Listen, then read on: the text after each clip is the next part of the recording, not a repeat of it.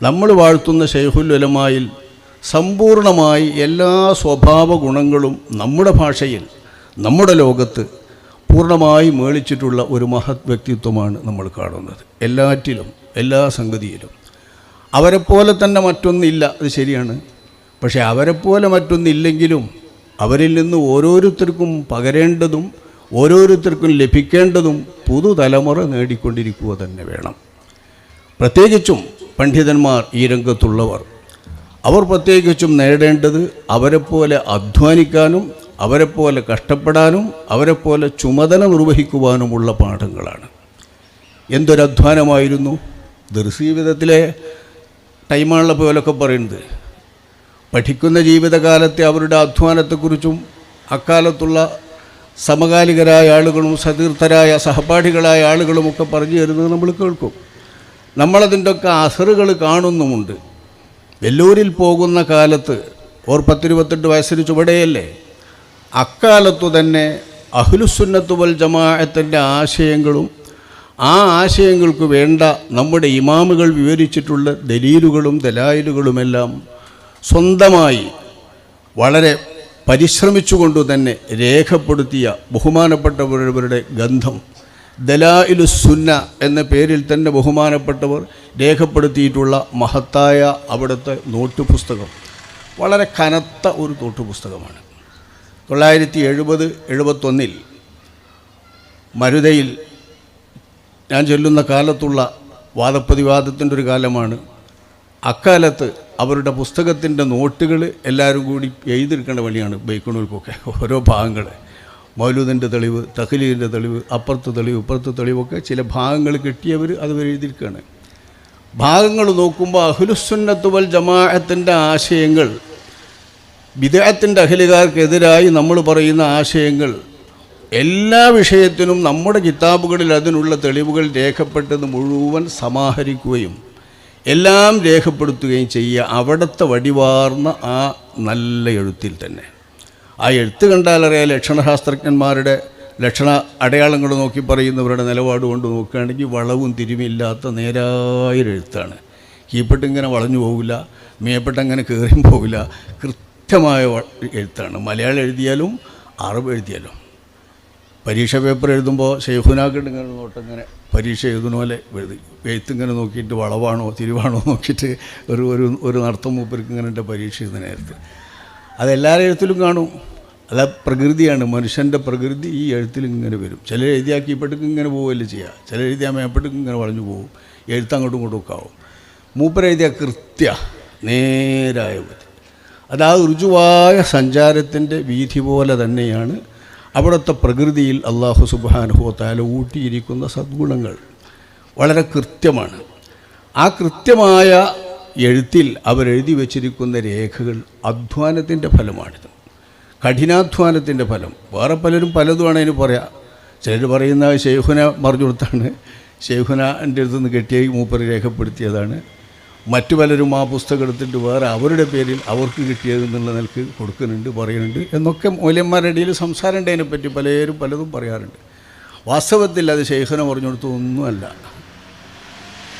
ബഹുമാനപ്പെട്ടവർ അധ്വാനിച്ച് വണ്ടൂരിൽ ജീവിക്കുന്ന കാലത്തും പ്രത്യേകിച്ച് വെല്ലൂർ ബാക്കിയാത്തിൽ നിൽക്കുന്ന കാലത്ത് അവിടുത്തെ ലൈബ്രറികളിൽ നിന്നും കുത്തുബ്ഖാനയിൽ നിന്നും നോക്കിയിട്ട് അധ്വാനിച്ച് രേഖപ്പെടുത്തിയതാണ്.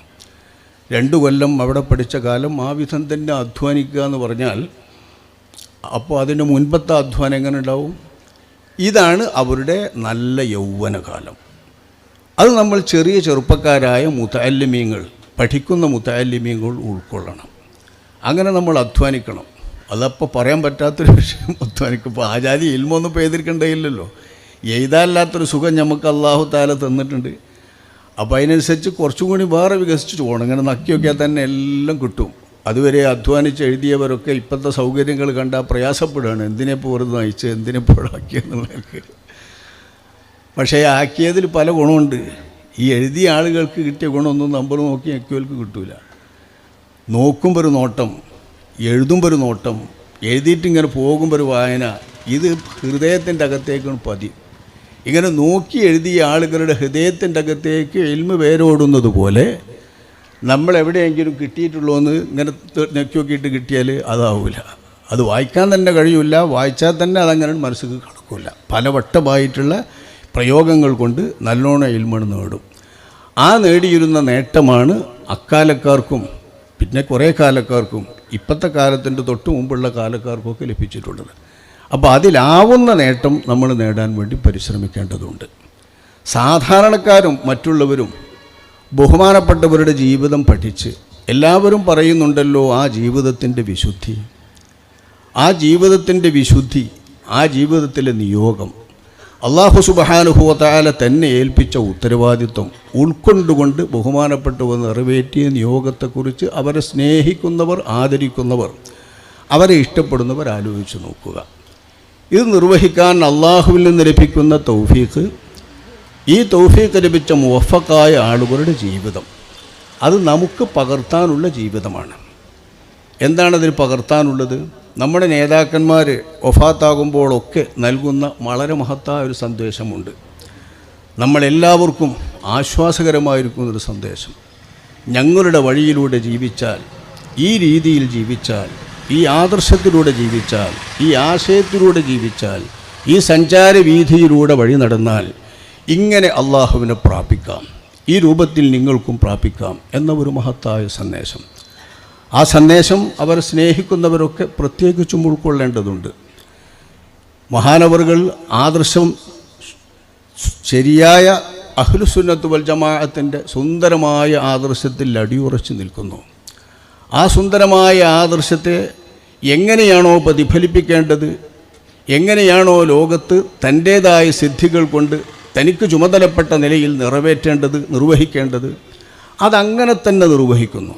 എഴുതാൻ കഴിഞ്ഞിരുന്ന കാലത്ത് എഴുതി, പ്രസംഗിക്കാൻ കഴിയുന്ന കാലത്ത് പ്രസംഗിച്ച്, അല്ലാത്ത കാലത്ത് അവസാന കാലം വരുമ്പോൾ ആ അവസാന കാലത്ത് തൻ്റെ മുൻപിൽ ആരാണോ അവർക്ക് തൻ്റെ ജീവിതാന്ത്യം വരെ പറഞ്ഞു കൊടുത്ത്. ഇതൊന്നും ചെറുതായി കാണരുത്.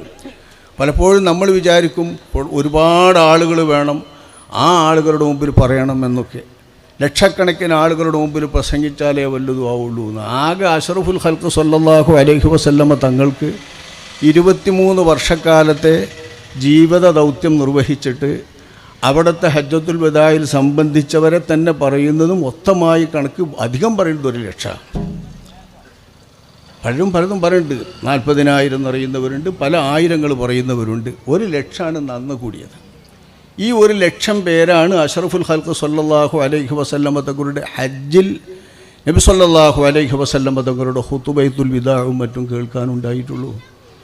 അള്ളാഹുവിൻ്റെ റസൂൽ അവിടുത്തെ ധർമ്മം നിർവഹിച്ചത്, നിറവേറ്റിയത് ലോകത്തോടുള്ള ദഅവത്താണ്. അവിടുത്തെ ധർമ്മം, ഉത്തരവാദിത്വം അതാണല്ലോ, ലോകത്തോടുള്ള ദഅവത്ത്. ഉർസിൽതു ഇലൽ ഖൽഖി കാഫ, സൃഷ്ടികളെല്ലാവരിലേക്കുമാണ് എന്നെ റസൂലാക്കി നിയോഗിച്ചിട്ടുള്ളതെന്ന് അഷ്റഫുൽ ഖൽഖ് സല്ലല്ലാഹു അലൈഹി വസല്ലമ തങ്ങൾ പറഞ്ഞത് സ്വഹീഹ് മുസ്ലിമിൻ്റെ ഹദീസാണ്. സൃഷ്ടികളിലേക്ക് മൊത്തം, കല്ല്, മുള്ള്, മരം എല്ലാവയിലേക്കുമാണ് അഷ്റഫുൽ ഖൽഖ് സല്ലല്ലാഹു അലൈഹി വസല്ലമ തങ്ങളുടെ ദൗത്യം. ആ ദൗത്യത്തെയൊക്കെ മുത്തുനബി സല്ലല്ലാഹു അലൈഹി വസല്ലമ തങ്ങൾ നിർവഹിച്ചത് ഹിജാസ് എന്ന ജസീറത്തുൽ അറബിലെ കൊച്ചു സംസ്ഥാനത്തെ മക്ക, മദീന എന്നീ 2 കേന്ദ്രങ്ങൾക്കിടയിൽ വെച്ചുകൊണ്ടാണ്. അതിനിടയിൽ അള്ളാഹുവിൻ്റെ റസൂൽ പോയ ഒസുവത്തുകൾ, അവിടുന്ന് അയച്ച ശരീഅത്തുകൾ, ഇത് എത്തിയിട്ടുള്ള മണ്ണുകൾ. ഇവിടെയാണല്ലോ അഷ്റഫുൽ ഖൽഖ് സല്ലല്ലാഹു അലൈഹി വസല്ലമ തങ്ങൾ ദൗത്യം നിർവഹിച്ചത്. ആ ദൗത്യം നിർവഹിച്ചത് ആണല്ലോ ഇപ്പോൾ ഇസ്ലാം ഇത്ര വ്യാപകമായി ചർച്ച ചെയ്യപ്പെടുകയും വിമർശിക്കപ്പെടുകയും കുറ്റപ്പെടുത്തപ്പെടുകയും ആക്ഷേപിക്കപ്പെടുകയും ചെയ്യുന്നവർക്കൊക്കെ എന്തിനുള്ളത് ഇസ്ലാമാണല്ലോ, ഇസ്ലാമിനെയാണ്. ഇനി ഏതെങ്കിലും ഒരു വ്യക്തിയെ ഇത്രകാലം കഴിഞ്ഞതിന് ശേഷവും, സഹസ്രാബ്ദം കഴിഞ്ഞതിന് ശേഷവും, 1.5 സഹസ്രാബ്ദം പിന്നിട്ടിട്ടും ആ വ്യക്തി ജീവിതത്തെ പറ്റി പറയുന്നവരും കുറ്റപ്പെടുത്തുന്നവരും വിമർശിക്കുന്നവരും എത്രയാണ്? ഇവർക്കൊക്കെ വിമർശിക്കപ്പെടുന്നതൊക്കെ വാസ്തവത്തിൽ ഇസ്ലാമിൻ്റെ ദഅവത്തിനതൊക്കെ ഒരു മുതൽക്കൂട്ടാണ്. എങ്കിലും ഇതിനൊക്കെ പാകമാകുന്ന വിധത്തിൽ അഷ്റഫുൽ ഖൽഖ് സല്ലല്ലാഹു അലൈഹി വസല്ലമ തങ്ങളുടെ ദീന് വ്യാപിച്ചിട്ടുണ്ട്. ദീൻ വ്യാപിക്കുക മാത്രമല്ല, ലോകാടിസ്ഥാനത്തിൽ ആ ദീനിൻ്റെ ഒരു വ്യാപകമായ ഭരണം തന്നെ നമ്മൾ പ്രതീക്ഷിക്കുന്നുണ്ട്. മുസ്ലിമീങ്ങളെ സംബന്ധിച്ചിടത്തോളം മുത്തുനബി സല്ലല്ലാഹു അലൈഹി വസല്ലമ തങ്ങളുടെ ഉമ്മത്തിനെ സംബന്ധിച്ചിടത്തോളം നമുക്കങ്ങനെ ഒരു സ്വപ്നമുണ്ട്. ആ സ്വപ്നം കേവലം വന്ന സ്വപ്നമല്ല, നമ്മൾ മനസ്സിലുണ്ടാക്കി തീർത്ത സ്വപ്നമൊന്നുമല്ല. അഷ്റഫുൽ ഖൽഖ് സല്ലല്ലാഹു അലൈഹി വസല്ലമ തങ്ങളുടെ പ്രവചനത്തിലൂടെ നമ്മൾ മനസ്സിലാക്കിയിട്ടുള്ള യഥാർത്ഥ സ്വപ്നമാണ്. റൂഹുല്ലാഹി ഈസാ നബി അലൈഹിസ്സലാം വരും. ഈസാ നബി അലൈഹിസ്സലാം ഇവിടെ ഭരിക്കും. അത് ലോകത്ത് ഇസ്ലാമിൻ്റെ ശരീഅത്തനുസരിച്ചുള്ള ഭരണമാണ്. വിശുദ്ധ ഖുർആൻ പറഞ്ഞിട്ടുണ്ടല്ലോ, ഇത് വഇന്നഹു ലഇൽമുൽ ലിസ്സാഅ, ഖിയാമത്ത് നാളിനുള്ള അടയാളമായിക്കൊണ്ട് അറിയിപ്പായിക്കൊണ്ട് അഷ്റഫുൽ ഖൽഖ് സല്ലല്ലാഹു അലൈഹി വസല്ലമ തങ്ങളുടെ ശരീഅത്തിനെ നിലനിർത്തുന്നതിന് വേണ്ടി തന്നെ ഖിയാമത്ത് നാൾ വരെ ഉള്ളത് അവിടുത്തെ ശരീഅത്താണല്ലോ. ആ ശരീഅത്തിനെ നിലനിർത്തുന്നതിന് വേണ്ടി തന്നെ ലോകത്തിൻ്റെ ഖിയാമത്തിൻ്റെ ഒരടയാളമായി ഈസാ നബി അലൈഹിസ്സലാം വരുന്നു. നിങ്ങളതിൽ സംശയിക്കേണ്ട. ഖിയാമത്ത് വരുന്നതിൽ അതിൻ്റെ അടയാളമായി ഇത് സംഭവിക്കുക തന്നെ ചെയ്യും. അള്ളാഹു വിവരിക്കുന്നു, വഇൻ മിൻ അഹ്ലിൽ കിതാബി ഇല്ലാ ലയുഅ്മിനന്ന ബിഹി. അഹ്ലി കിതാബുകളിൽ ആരും അവരെ കൊണ്ട് വിശ്വസിക്കാതെ വരില്ല. നിങ്ങൾ നോക്കി, 1,24,000 പ്രവാചകന്മാരിൽ നിന്ന് ഒറ്റ പ്രവാചകൻ്റെ മുഖവും ഒരു പ്രവാചകൻ്റെ രൂപവും നമുക്കറിയില്ലല്ലോ. മുത്തനബിൻ്റെയൊക്കെ രൂപം ആരെങ്കിലും വരച്ചാൽ അപ്പം നമ്മളതിനെതിൽ പ്രതിഷേധമായിട്ട് ഇറങ്ങും. പ്രവാചക നിന്ദ പറഞ്ഞ് ഒന്നായിട്ട് ഇറങ്ങും. ശരിയാണ്. അങ്ങനെ ഒരു പ്രവാചകൻ്റെയും രൂപം നമുക്ക് ആർക്കും കിട്ടില്ല. പക്ഷേ ലോകത്തൊട്ടാകെ പ്രചരിച്ച ഒരു രൂപമുണ്ടല്ലോ. ഇതെങ്ങനെ വന്നാലും ആര് വരച്ചതാണെങ്കിലും ലോകത്തൊട്ടാകെ പ്രചരിച്ച ഒരു മുഖമുണ്ട്. ഈസാ നബി അലൈഹിസ്സലാം എന്ന് നമ്മൾ വിശ്വസിക്കുന്ന, ലോകത്തെ മതവിശ്വാസികളിൽ ബഹുഭൂരിപക്ഷം യേശുക്രിസ്തു എന്നും പറഞ്ഞ് ദൈവമായി വാഴ്ത്തുന്ന ആ ഒരു രൂപം എല്ലാവരുടെടുത്തുണ്ടല്ലോ. മുസ്തഫ സല്ലല്ലാഹു അലൈഹി വസല്ലമ തങ്ങൾ പ്രത്യേകം അവിടെ നിന്ന് വരുമെന്ന് വിശേഷിപ്പിച്ചോൾ പറഞ്ഞ അടയാളങ്ങളൊക്കെ ഏതാണ്ട് ആ രൂപത്തിലുണ്ടാനും. ഇത്ര വ്യക്തമായി ഈ രൂപം ഇങ്ങനെ ജനമനസ്സുകളിൽ, ലോക മനസ്സുകളിൽ വ്യാപകമായി നിൽക്കാനും കാരണം ഈസാ നബി അലൈഹിസ്സലാം വരുമ്പോൾ ആരും അറിയാതെ പോകണ്ടെന്ന് വെച്ചിട്ടുണ്ടാണ്. അത് കണ്ടാൽ എല്ലാവരും അറിയും. ഒരൊറ്റ കുട്ടിക്കും ഇങ്ങനെ എല്ലാം എന്ന് പറയാൻ കഴിയില്ല. വരച്ചുണ്ടാക്കി കൊണ്ടു നടക്കുന്ന ആളുകളുണ്ടല്ലോ, അവർക്ക് തീർച്ചയായും ഈ രൂപത്തിൻ്റെ മുമ്പിൽ മുട്ടുമടക്കേണ്ടി വരും. വേറെ ഏതെങ്കിലും ആണെങ്കിൽ ഇങ്ങനെയൊന്നും അല്ല എന്ന് പറയും. ഇനി അതാർക്കും പറയാൻ കഴിയില്ല, ഒരു കുട്ടിക്കും. എല്ലാവരും കാണുകയാണ് ആ മുഖം. ആ മുഖത്തോടുകൂടെ സുബ്ഹ് നിസ്കരിക്കുന്ന സമൂഹത്തിനിടയിലേക്ക് ഈസാ നബി അലൈഹിസ്സലാം ഇറങ്ങി വന്നുകൊണ്ട് ഇങ്ങനെയെന്ന് പറഞ്ഞാൽ പിന്നെ വിശ്വസിക്കാത്തവർ മിൻ അഹ്ലിൽ കിതാബി ഇല്ലാ യുഅ്മിനന്ന ബിഹി എന്ന് പറഞ്ഞാൽ നമുക്ക് പരമബോധ്യമാകും. അഹ്ലി കിതാബുകൾ, ക്രിസ്ത്യാനികൾ മുഴുവൻ വിശ്വസിക്കും. എന്നെയല്ല കുരിശിച്ചത്, എന്നെ കുരിശിച്ചിട്ടൊന്നുമില്ല എന്ന് പറഞ്ഞാൽ അംഗീകരിക്കുക തന്നെ വേണ്ടി വരും.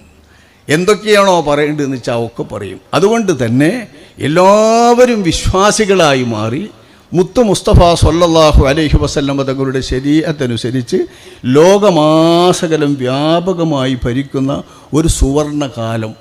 അതാരോ പറഞ്ഞുണ്ടാക്കുന്ന ലോകവസന്തമൊന്നുമല്ല, ആരുടെയെങ്കിലും സ്വപ്നത്തിലുള്ള ലോകവസന്തമല്ല, മറ്റാരെങ്കിലും പറഞ്ഞുണ്ടാക്കുന്ന സ്വർഗരാജ്യമല്ല, രാമരാജ്യമല്ല. ഇത് അഷ്റഫുൽ ഖൽഖ് സല്ലല്ലാഹു അലൈഹി വസല്ലമ തങ്ങൾ നുബുവ്വത്തിൻ്റെ അടിസ്ഥാനത്തിൽ പ്രവചിച്ചിട്ടുള്ള ആ പ്രവചനം തന്നെയാണ്. വിശുദ്ധ ഖുർആൻ ശരിവെച്ച അതേ പ്രവചനം അതങ്ങനെ പുലരും. ആ വിധത്തിൽ അഷ്റഫുൽ ഖൽഖ് സല്ലല്ലാഹു അലൈഹി വസല്ലമ തങ്ങളുടെ ദീന് വ്യാപകമായി ആവും. അങ്ങനെ വ്യാപകമാകുന്ന ആ ഒരു സ്ഥിതിവിശേഷം ഉണ്ടാകാൻ അള്ളാഹുവിൻ്റെ റസൂല് ഹിജാസ് സംസ്ഥാനത്തെ മക്ക, മദീന എന്ന് പറയുന്ന ഈ സ്ഥലങ്ങളിലൂടെ മാത്രമാണല്ലോ പ്രബോധനം ചെയ്തത്. അവിടുത്തെ സദസ്സിൽ ചിലപ്പോൾ അവിടെ നിന്ന് ജീവിതത്തെ പകർത്തു കൊടുക്കുന്നത് ആയിഷ ബീവിക്കാണ്, ചിലപ്പോൾ ഉമ്മു സലമ ബീവിക്കാണ്. ഇങ്ങനെ ഓരോരോ മഹദികൾക്ക്. അല്ലെങ്കിൽ ഒരു അറാബി വന്നു, ആ അറാബി വന്ന് ചോദിച്ചപ്പോൾ അപ്പം കൂടുള്ളവർക്ക്, സദസ്സിൽ സംസാരിക്കുമ്പോൾ കൂടുള്ളവർക്ക്, ഇതിനെല്ലാവരും കൂടി വിളിച്ചെടുത്തിട്ടെ എല്ലാവരോടും കൂടി പറയണം എനിക്ക്, എന്നാലേ പറയുള്ളൂ എന്നുള്ളൊരു സദസ്സൊന്നുമില്ലല്ലോ അല്ലാണ്ട് റസൂലിനെ. അത് പ്രത്യേകം യോഗം പോലെ വരുമ്പോൾ അപ്പുണ്ടാവുന്നേ ഉള്ളൂ. ഈ പറഞ്ഞതാണ് ലോകത്ത് മുഴുവൻ വ്യാപിക്കുന്നത്. ഇതാണ് അല്ലാഹു സുബ്ഹാനഹു വ തആലാൻ്റെ നിശ്ചയം. അല്ലാഹു തആലാൻ്റെ നിയതി ഇതാണ്. അവൻ ഉദ്ദേശിച്ചത് വല്ലാഹു മുതിമ്മു നൂരിഹി വലൗ കരിഹൽ കാഫിറൂൻ. എന്താണോ ദൗത്യം അള്ളാഹു ഉദ്ദേശിച്ചത്, ആ ദൗത്യം അള്ളാഹു ഏൽപ്പിച്ചിട്ടുള്ള ആളുകൾ അത് അവരുടെ നിയമം പോലെ തന്നെ, അവരുടെ കഴിവ് പോലെ തന്നെ നിറവേറ്റും. ബഹുമാനപ്പെട്ടവർ നൽകുന്ന അവരുടെ ശിഷ്യന്മാരുടെ മുമ്പിൽ വെക്കുന്ന ഇൽമ്, ആ ഇൽമ് പിന്നെ ശിഷ്യന്മാരിലൂടെ അങ്ങനെ എത്തേണ്ടിടത്തൊക്കെ എത്തും. എത്തേണ്ടടുത്ത് എത്തും. ആര് നോക്കിയിട്ടും തടയാനൊന്നും ആർക്കും കഴിയില്ല. എങ്ങനെയെങ്കിലും എത്തി. ഇപ്പോഴത്തെ കാലത്തൊക്കെ വേഗം എത്തുന്നേ ഉള്ളൂ. പണ്ട് കുറേ വൈകും, എന്നാലും എത്തേണ്ടതൊക്കെ എത്തും. അപ്പോൾ അത് ഉദ്ദേശിച്ച് ബഹുമാനപ്പെട്ടവരടക്കമുള്ളവർ ജീവിച്ചു പോന്നിട്ടുള്ള ആ കടമകളിൽ നിന്നും നിറവേറ്റിയിട്ടുള്ള ദൗത്യങ്ങളിൽ നിന്നും നമ്മൾ പാഠം ഉൾക്കൊണ്ടുകൊണ്ട് അവർ ജീവിച്ചത് എന്തിനാണ്, അവർ പരിശ്രമിച്ചത് എന്തിനാണ്, അത് പ്രത്യേകം ചിന്തിച്ചു നോക്കുക.